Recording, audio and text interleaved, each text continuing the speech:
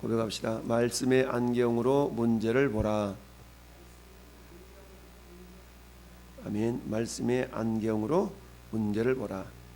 우리 어릴 때 우리 초등학교 시절에 셀로판지, 빨간 셀로판지에 이렇게 하늘 쳐다보고, 검은 셀로판지에서 이렇게 쳐다보고, 파란 셀로판지에서 이렇게 쳐다보고 이랬던 기억이 있는데요.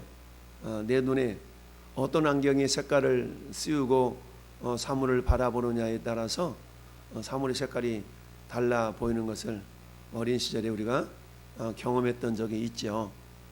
그래서 우리 안경도 마찬가지죠. 우리가 따가운 햇볕을 이렇게 또 생활하게 될 때에 자외선을 차단하는 그런 또 안경을 쓰고 또는 선글라스를 쓰고 이렇게 바라보게 되면 눈이 또 보호가 되기도 하고 그렇지 않습니까? 그래서 요즘도 다니다 보면 까만 선글라스를 쓰고 다니는 사람이 있는데, 그러면 어때요? 밖에 바라보는 그런 눈이 조금 편안해 보이는 경우가 있죠. 그런 가운데 어떤 안경을 쓰느냐가 굉장히 중요합니다. 뿐만 아니라 우리가 그런 또 이야기도 있습니다. 패는 칼보다 강하다, 이런 이야기도 있죠. 패는 칼보다 강하다. 항상 강한 건 아니겠지만 영향력적인 면에 있어서 그걸 한글 한 문장이 어찌 보면은 무력으로 어떤 것을 행사하려고 하는 그런 것들을 이겨내는 그런 경우를 우리가 바라보면서 펜이 칼보다 강하다라는 그런 어구를 간혹 사용하기도 합니다.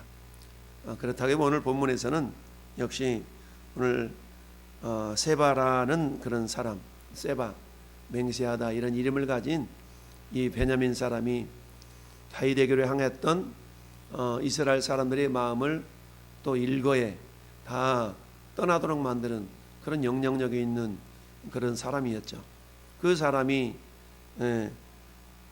다시 한번 반역을 일으켜서 온 이스라엘 사람들이 다윗을 따르기를 그치고 그야말로 떨어져 나가는 이런 어떤 한마디로 말하면 하나 되도록 하게 하지 못하는, 평안에 매는 줄로 성령이 하나 되게 하는 것을 힘써 지키라 라는 그런 말씀이 있는데요. 어쩌든 공동체는 하나 되게 하는 쪽으로 힘써야 된다라는 것을 성경이 곳곳에서 말씀하고 있죠. 히브리서 10장 25절에도 모이기를 패하는 어떤 사람들의 습관과 같이 하지 말라, 이 말도 역시 마찬가지죠. 결국 연합의 중요성을 말씀하고 있고요. 또 에베소서 2장 19절 20절 22절까지 말씀도 마찬가지죠. 너희는 이제 외인이 아니고 손도 아니요 함께한 하나님의 권석이라. 우리가 하나님의 거하실 성전이 되게 하여서 함께 지어져 가느니라 그랬죠. 함께 지어져 간다. 건물마다 서로 연합되어져서 함께 지어져 가는, 즉 신앙생활이라는 것은 나 홀로 신앙생활이라는 것은 결코 그게 성경적이지 않죠. 신앙생활이라는 것은 하나님께서 교회라는 공동체를 주신 목적이 교회라는 공동체를 통해서 나의 모난 부분들이 다듬어져 가고 서로 연합해서 협심하여 기도하고 이런 어떤 하나님 은혜와 사랑을 같이 나누는 그런 공동체를 통하여서 우리의 신앙이 자라고 또 배우고 가르침을 받고 이러기를 원하시는 것이 하나님의 말씀이요 교훈이요 마음인 줄 믿습니다. 오늘 본문에 세바가 결국은 어떻게 해요? 요압 장군과 아비세 장군의 그런 어떤 추격을 피해서 도망가다가 결국 어디로 갔습니까? 14절 말씀 보니까 아벨과 벤마가와 베림 온 땅에 이르니 그 무리도 다 모여 그를 따르더라. 그러니까 세바와 그 이스라엘 북쪽이죠. 북쪽에 있는 이스라엘 사람들의 어떤 그 군대, 세바를 따랐던 그 무리들이 쫓겨 나가 가지고 어디까지 가냐면 저 북쪽에 있는 스불론 지파의 영역이었던 아벨, 벤마가, 베림 이런 땅으로 이렇게 지금 쫓겨갔어요. 그랬더니 15절에 이에 그들은 요압 장군과 아비세 장군과 그 휘하들이 있는 장군들을 군사들을 말하죠. 이에 그들이 벳마가 아벨로 가서 세바를 애우고 그 성읍을 향한 지역 언덕 위에 토성을 쌓고 요압과 함께한 모든 백성이 성벽을 쳐서 헐고자 하더니 그랬죠. 여러분, 성을 공략하기가 쉽지가 않잖아요. 그러니까 바깥에서 흙을 쌓아 모아 가지고 그 성벽 위에까지 흙을 이렇게 높이 쌓는 겁니다. 지금 그 일을 하고 있는 겁니다. 성벽 안에 갇혀 있는, 들어가 있는 이 세바 무리를 쳐부수게 하여서 지금 성벽 바깥에서 이 성을 향하여서 지금 이렇게 흙을 쌓고 있어요. 여러분, 그 이스라엘의 성지 순례를 가보면 사해 근처에 마사다라는 그런 굉장히 높은 지역에 있는 그런 성읍 아닌 성읍이 있어요. 이곳에서 그 마지막 그 로마 군대가 이스라엘 주 70년 멸망할 때에, 그때에 이스라엘이 마지막까지 저항했던 그 성읍이 마사다 성읍이거든요. 마사다 성읍은 이렇게 사막 가운데 이렇게 돌출되어 있는 성읍인데, 그곳에서 거의 1년 이상을 이렇게 저항을 하고 있었다 그래요. 그런데 로마 군대가 이 마사다 성읍에 숨어 있는 저항하고 있는 저항군을 어떻게 이겼냐면, 저 북쪽에서 성을 쌓은 거예요. 토든, 이걸 말하면 이렇게 토성이죠. 토성을 쌓아 올린 겁니다. 성이 우뚝 서 있는데, 말하자면 이 3층 건물이라면 3층 건물에 올라오는 계단을 전부 막은 거예요. 그러면 사다리 타고 올라와야 되잖아요.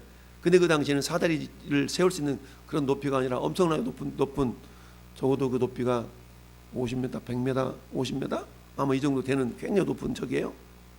그러다 보니까 그냥 올라갈 수 없으니까 저 뒤쪽에서 이 성 흙을 다져가지고 쌓아 올린 거예요. 그렇게 해가지고 그 성을 점령해서 결국 이스라엘 저항군을 로마 군대가 물리친 그런 역사적인 장소거든요.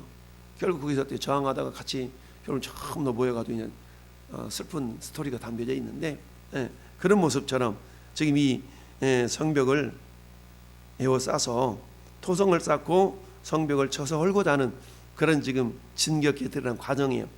근데 그런 모습을 보고 있었던 성읍의 한 지혜로운 여인이 외쳐서 말하기를, 들을지어다.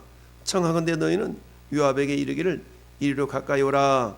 할 말이 있다 그래라. 그리고 요압이 가까이 갔더니 하는 말이, 요정의 말을 들으소서, 내가 어떻게 다 말해봐, 이러고 있죠. 그랬더니 18절 19절과 같은 얘기를 하는 겁니다. 옛사람들이 말하기를 아벨에 가서 물을 것이라고 그 일을 끝내었나이다.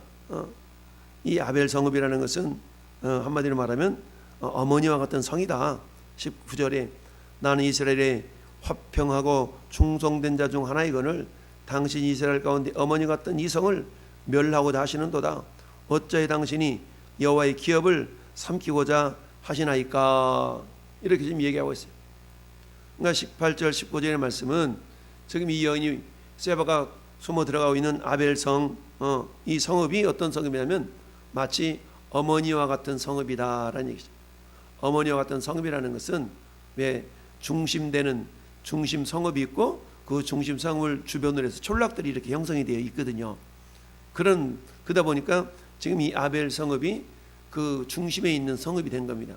그러면 중심 성읍이 한마디로 말하면 점령이 되면 나머지 촌락들은 자연스럽게 점령이 되어져 버리는 그런 모습인 거거든요.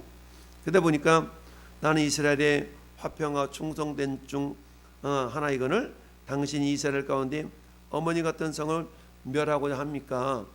그러면서 이어서 하는 말이, 어찌하여 당신이 여호와의 기업을 삼키고자 하시나이까. 이렇게 얘기하고 있어요. 즉 이 여인은 어때요? 이 여인은 지금 이 문제를 하나님의 관점, 말씀의 관점에서 이 문제를 바라보고 있는 겁니다.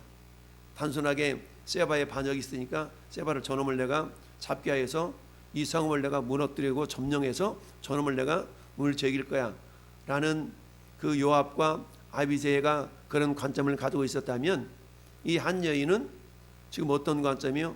이 성읍은 하나님 우리에게 주신 기업이야. 근데 하나님의 기업을 너희들이 무력으로 점령하려면 말이 안 되지 라고 지금 이야기하고 있는 겁니다. 왜냐하면 여호수아를 통하여서 하나님께서는 어때요? 가나안 땅 12지파에게 각 성읍들을 이렇게 분배해 주었지 않습니까?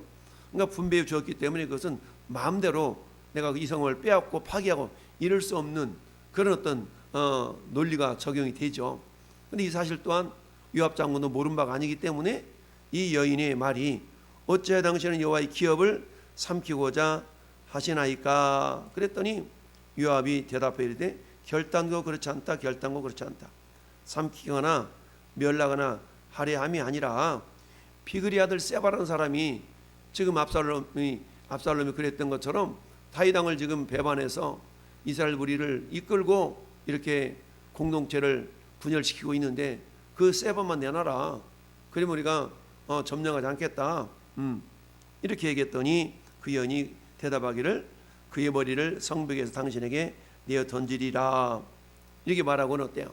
그 성읍 사람들과 의논을 해서 하나님이 주신 기업인데 저 한 사람이 도망와서 여기 있는 것 때문에 이러면 안 되지 않냐 라고 해서 결국 세바의 목을 잘라서 머리를 잘라서 요압에게 던짐으로 결국 성읍이 멸하지도 않고 성읍을 멸하지도 않고 이 전쟁이 마무리되었다.